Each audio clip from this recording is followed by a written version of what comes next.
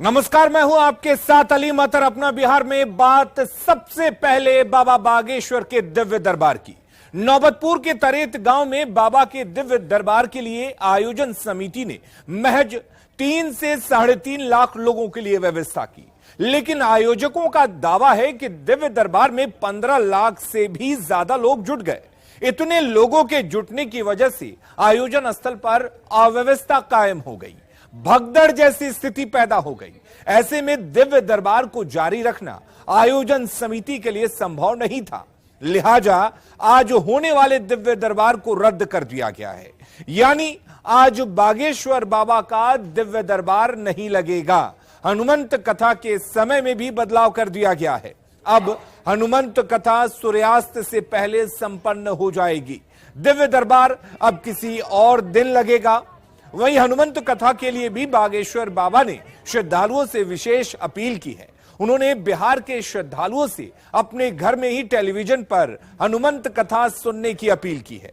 बागेश्वर बाबा का कहना है कि वो नहीं चाहते हैं कि दिव्य दरबार या हनुमंत कथा की वजह से किसी श्रद्धालु को कोई परेशानी हो।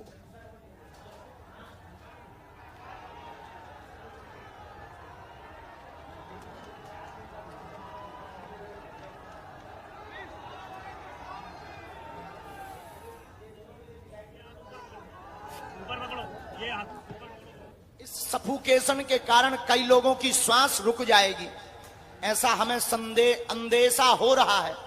मन में ऐसा हमें संदेह हो रहा है कि 1 या 2 लोगों को श्वास लेने में दिक्कत बन रही है। इसीलिए हम हनुमान जी का नाम लेकर के, कथा वही है जिसमें किसी को असुविधा ना हो, इसलिए विराम कर देते हैं कथा को। बिहार के जितने भी लोग हैं अपने घरों से कथा को सुनेंगे, कथा पंडाल में नहीं आना है, हमारी ये प्रार्थना है। और आयोजन समिति के सदस्यों का कहना है कि उन्होंने 3 लाख लोगों के लिए व्यवस्था की थी, लेकिन 15 लाख से ज्यादा लोगों के आने की वजह से व्यवस्था कम पड़ गई और लोगों को परेशानी हो रही है। बाबा ने मंच पर से ही कह दिया कल के दिव्य दरबार के बारे में कि इतनी ज्यादा भीड़ हो गई, बड़ी ज्यादा भीड़ हो गई है। जो दिव्य दरबार के लिए पंडाल चाहिए खाली, जो किसी को बुलाएंगे तो उसको एक पैसेज तो चाहिए ना। वो पैसेज जो है देने में, क्योंकि पंडाल में पूरे तीनों पंडाल मेरा भर गया है, न प्रशासन के अथी से उठ सकता है न वॉलंटियर के अथी से। श्रद्धालु को हम लोग फोर्सफुली हटा नहीं सकते। इसीलिए बाबा ने दिव्य दरबार का कार्यक्रम कह दिया था कि नहीं हो पाएगा, और लेकिन कथा होगा। और हम लोग टाइमिंग पे अभी विचार कर रहे हैं, क्योंकि अंधेरा हो जाता है तो बड़ा क्योस हो जाता है। तो हम लोग सोचेंगे टाइमिंग पहले हो, कथा प्रारंभ हो, जो सूर्यास्त होते होते कथा खत्म। ऐसा कुछ नहीं है, कैंसिल नहीं किया गया है। ठीक है, थोड़ा विलम्ब हो गया आने में, और कोई बात नहीं है। बताइए, पूछिए। प्रेस कॉन्फ्रेंस जो आयोजित किया गया था, तो इसलिए किया गया था कि आज भक्तों की जो वहाँ संख्या थी लगभग 15 लाख पार कर गई। तो कल जो है हम लोग कुछ नई व्यवस्था के साथ वहाँ पे अपना प्रवचन का जो होगा गुरु जी का होगा। तो ये बताने के लिए कि हम आपके माध्यम से बागेश्वर बालाजी के भक्तों से ये आग्रह करना चाहते हैं, दिन में बहुत गर्मी है, वहाँ पे इतना भीड़ हो जा रहा है, अतः आप सभी बालाजी के भक्तों से हमारा नम्र निवेदन है, कथा पंडाल में कम पहुँचे। संस्कार टीवी चैनल और बागेश्वर धाम चैनल के द्वारा कथा को सुने और उससे लाभ उठाएं। और अब यह सवाल है कि बाबा को आखिर यह अपील क्यों करनी पड़ी। इस स्थिति को समझने की कोशिश करते हैं। दरअसल आयोजनकर्ताओं ने बाबा के दिव्य दरबार के लिए तगड़ी व्यवस्था कर रखी थी।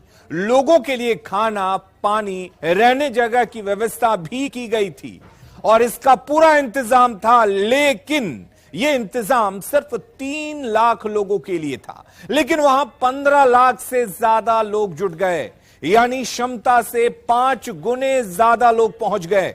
ऐसे में जो व्यवस्था वहां पर की गई थी वो नाकाफी साबित हुई और अफरा तफरी की स्थिति पैदा हो गई। हालात ये बने कि बाबा को आज होने वाले दिव्य दरबार को रद्द करने का फैसला लेना पड़ा।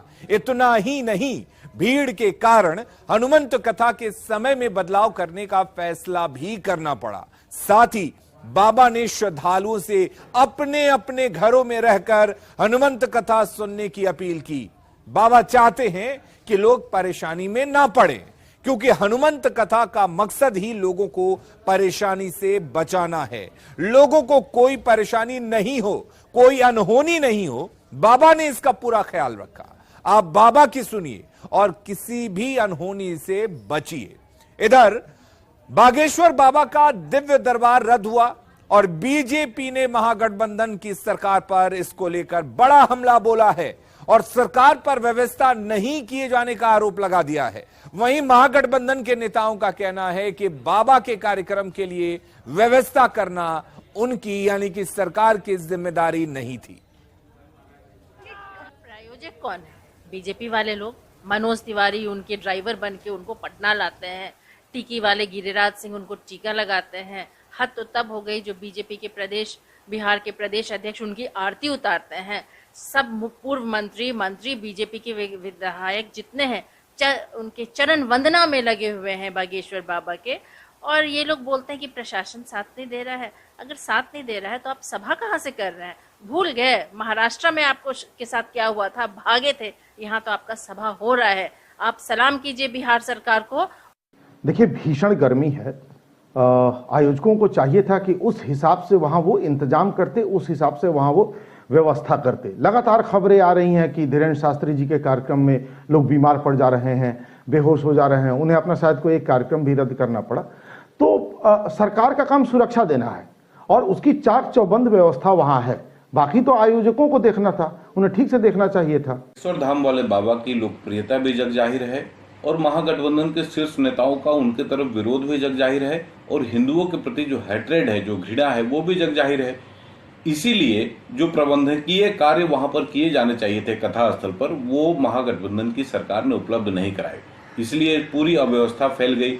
लाखों की संख्या में जब भक्त और श्रद्धालु वहां पर पहुंचे तो उनके लिए सरकार की तरफ से किसी भी प्रकार का प्रबंधन नहीं किया गया था। इस वजह से दिव्य दरबार को कैंसिल करना पड़ा। और इसी बीच बाबा बागेश्वर का एक नया वीडियो सामने आया है। बाबा ने संदेश जारी कर कहा है कि बाकी लोगों के कार्यक्रम स्थल पहुंचने की जरूरत नहीं है, वो घर पर ही बैठकर कथा को सुने। रामचंद्र भगवान की जय, बागेश्वर धाम की जय, सन्यासी बाबा की जय। जय बिहार। भारत के दो गौरव, वृंदावन के बाके बिहारी और राज्यों में निवासी बिहारी।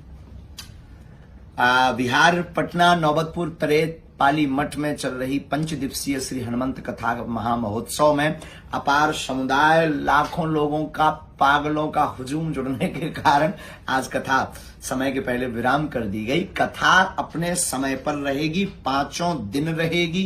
कथा रद्द नहीं हुई है, लेकिन ये प्रार्थना की गई कि अब बाकी लोगों को, शेष लोगों को आने की आवश्यकता नहीं है, क्योंकि वहां आसपास के क्षेत्र में बहुत जाम हो गया है, 2.5 घंटे के लिए, 3 घंटे के लिए। इसलिए हमारी प्रार्थना है कि घर से, टीवी से, मोबाइल से आप कथा देखेंगे, अपने समय पर कथा होगी। और अब बाहर से चलकर आने वाले लोगों के लिए प्रार्थना की गई थी, ये हम आपको बता दें, भ्रम में ना रहें। कल दरबार का जो है सामूहिक अर्जी लगेगी, फिर जो हनुमान जी की इच्छा। जय श्याराम, जय बागेश्वर।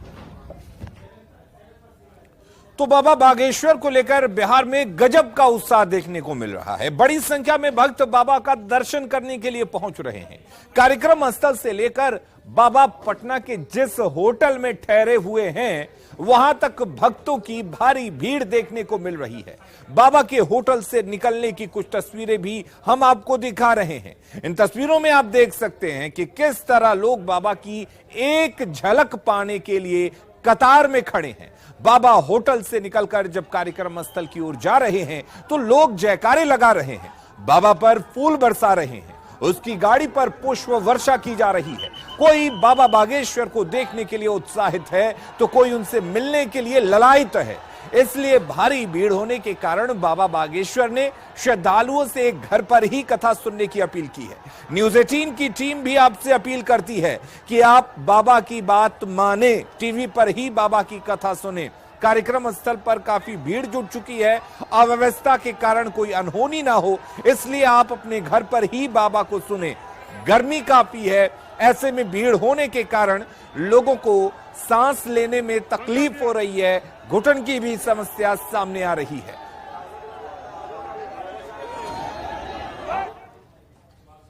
और वहीं तरेतपाली मठ के पास आयोजित बाबा बागेश्वर के कार्यक्रम में पंडित धीरेन्द्र कृष्ण शास्त्री से मिलने के लिए आज भी अर्जी लगाई जा रही है। लोग नारियल में लाल कपड़ा बांधकर उसे हनुमान के चरण में रख रहे हैं और यहां लगे बांस बल्ले में बांधकर बाबा से मिलने के लिए प्रार्थना कर रहे हैं। लोग परिक्रमा कर आस जगा रहे हैं कि बाबा से उनकी मुलाकात जरूर होगी। भक्तों से बात की है संवाददाता अमरजीत शर्मा ने। यहाँ पर हम मौजूद हैं तरेतपाली में और यहाँ आप देख सकते हैं कि काफ़ी संख्या में भीड़ जो अभी तक बाहर है, अंदर जो है लाखों लाख की भीड़ है और जो भीड़ देख रहे हैं ये हनुमान की परिक्रमा करता हुआ नजर आ रहा है। ये भीड़ धीरेन्द्र कृष्ण शास्त्री से मिलने के लिए, अर्जी लेने के लिए, यहाँ पर अर्जी लगाने के लिए लोग घूम रहे हैं। सभी के हाथों में एक नारियल है लाल कपड़े में बंधा हुआ, वो आप देख सकते हैं वो अर्जी के लिए है। वही जो है वहाँ पर बांस में बांधते हैं लोग ताकि जो है बाबा उनकी अर्जी सुन सके और उन्हें बुला सके, उन्हें पुकार सके। और यही वजह है कि यहाँ लंबी कतारें जो घूमती हुई नजर आ रही हैं वो बाबा धीरेन्द्र कृष्ण शास्त्री से मिलने के लिए ललायित है। इनका जो है कब तक मनोकामना पूर्ण होता है यह तो कहना मुश्किल है, लेकिन सभी लोग ये आशा में हैं कि हम अर्जी लगाएंगे तो बाबा धीरेन्द्र कृष्ण शास्त्री उन्हें बुलाएंगे और उनकी समस्या का समाधान करेंगे। और ये समस्या का समाधान इन लोगों को तब होगा जब धीरेन्द्र कृष्ण शास्त्री मिलेंगे, और उसका पहला जो है यही है कि अर्जी आप लगाएं और उसी अर्जी से जब बाबा सुन ले तो वहाँ मंच पर बुलाते हैं, उनकी समस्या सुनते हैं और उनकी समस्या का समाधान भी करते हैं। अर्जी आप देख सकते हैं कि कितना है, सैकड़ों की संख्या में अर्जी लगी हुई है और ये एक दो नहीं, सभी जो है आप सामने देख लीजिए, हजारों हजार की संख्या में अर्जी लगी हुई है। हजारों हजार की संख्या में यहाँ पर लोग जो है नारियल बांधते हैं और नारियल से ये आशा लगाते हैं कि इनसे बाबा से मुलाकात होगी और बाबा जो है इनकी समस्या का समाधान करेंगे। लेकिन ये समस्या का समाधान मंच से होता है और मंच पर उन्हें बुलाते हैं जो यहाँ अर्जी लगाते हैं। दानापुर के तरफ से न्यूज़ 18 के लिए अमरजीत शर्मा।